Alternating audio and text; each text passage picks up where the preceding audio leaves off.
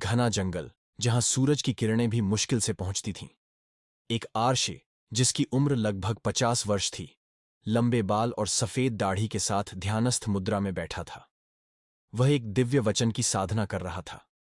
तभी एक सुंदर यक्षिणी प्रकट हुई, जिसकी आंखें चंद्रमा की तरह चमक रही थीं और वस्त्र आकाश के रंग जैसे थे।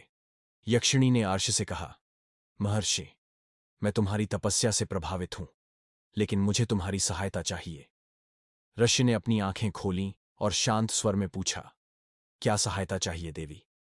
यक्षिणी बोली, एक रहस्यमय मणि है जिसे केवल आपकी शक्ति से प्राप्त किया जा सकता है। ऋषि ने कुछ पल सोचा और फिर कहा, देवी, मैं यह कार्य करूंगा, लेकिन इसका उद्देश्य क्या है? यक्षिणी ने झूठ बोलते हुए कहा, इस मणि से मैं अपने वन को दुष्ट शक्तियों से बचाऊंगी। ऋषि उसकी बातों में आ गए। आशी गहरे जंगल के अंदर एक गुफा में पहुंचे। वहां उन्होंने नागमणि को देखा, जिसकी रक्षा एक विशाल नाग कर रहा था।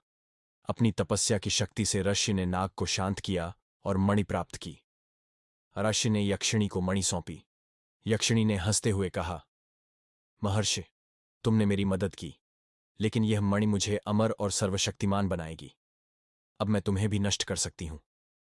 ऋषि यह सुनकर स्तब्ध रह गए। ऋषि ने क्रोधित होकर कहा, तुमने मेरे विश्वास को तोड़ा है। मैं तुम्हें श्राप देता हूं कि यह मणि तुम्हें नष्ट कर देगी। यक्षिणी के हाथों में मणि जलने लगी और उसकी शक्ति ने उसे भस्म कर दिया। आर्षि वापस अपनी साधना में लौट गए।